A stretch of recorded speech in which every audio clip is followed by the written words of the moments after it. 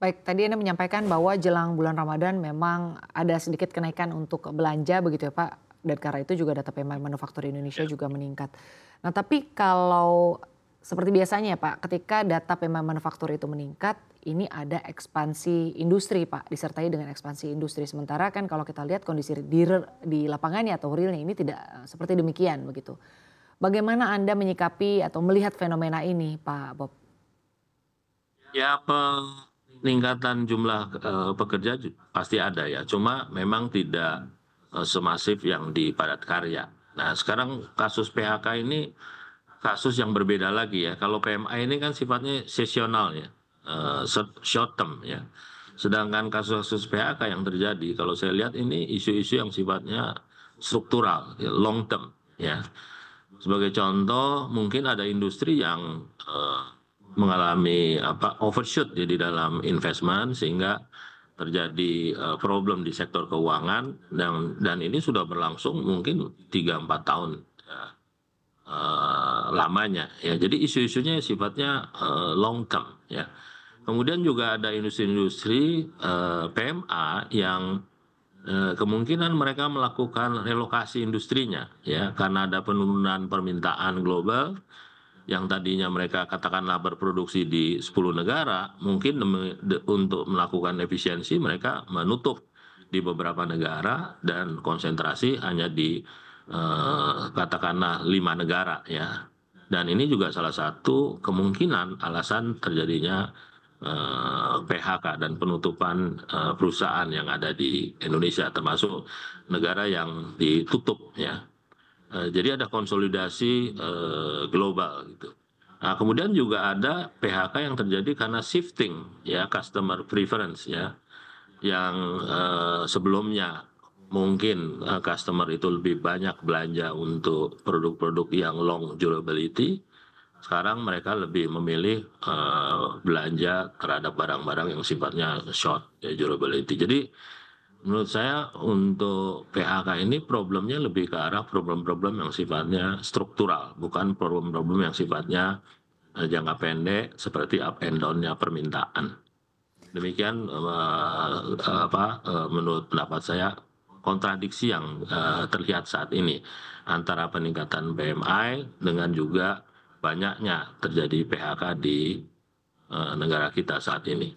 Baik Pak Bob, tapi sebenarnya untuk saat ini apa sebetulnya tantangan utama yang dihadapi oleh pelaku usaha atau juga dunia usaha Pak Bob?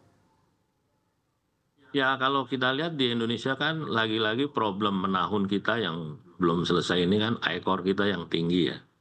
Saat ini ICOR di Indonesia mungkin di atas 6. Artinya melakukan bisnis di Indonesia kurang efisien. Jadi banyak yang harus dilakukan peningkatan efisiensi. Kemudian juga beberapa hal yang mendasar seperti harga gas ya, di kita termasuk yang paling tinggi. Harga gas kita tuh sekitar 12 US dollar bandingkan dengan negara tetangga kita di Malaysia yang 6 US dollar ya. Nah, ini juga salah satu faktor yang mempengaruhi daya saing kita ya. Di samping juga peningkatan produktivitas, kemudian juga investasi termasuk juga meningkatkan otomatisasi ya di beberapa industri kita.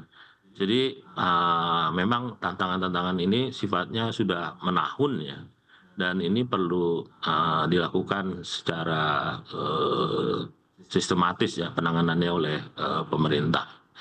Dan khusus padat karya ini salah satu faktornya adalah menurunnya permintaan terutama di Eropa ya. Apalagi Indonesia ini kan belum punya FTA dengan Eropa. Jadi salah satu yang kita harapkan ini harus segera diselesaikan FTA dengan Eropa karena udah bertahun-tahun ya. Jadi dibandingkan dengan negara tetangga kita juga ketinggalan ya. Jadi banyak sekali faktor-faktor yang sifatnya mendasar ya yang mempengaruhi daya saing industri kita yang ada saat ini. FTA, kemudian juga efisiensi industri yang ada di Indonesia, harga bahan baku, kemudian juga harga energi yang tidak kompetitif. Termasuk juga ke depan yang harus kita hadapi adalah pelemahan rupiah. ya, mengingat bahwa sebagian besar bahan baku itu masih diimpor ya. Nah ini semua harus diantisipasi oleh industri kita dan nggak ada jalan lain ya harus dilakukan peningkatan produktivitas. Baik yang dilakukan oleh perusahaan maupun juga produktivitas yang dilakukan oleh negara dalam bentuk pengadaan fasilitas dan lain sebagainya. Baik Pak Bob, di tengah berbagai tantangan ya, tadi Anda menyampaikan ada tantangan terkait dengan FTA, lalu juga harga bahan baku, lalu juga ada efisiensi industri. Kita juga saat ini tengah dihadapkan pada tantangan terkait dengan perang tarif.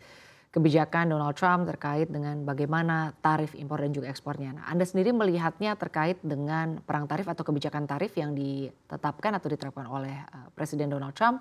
Apakah ini akan berdampak Pak kepada industri di tanah air atau jika ada dampaknya ini seperti apa Pak dampaknya ke depannya?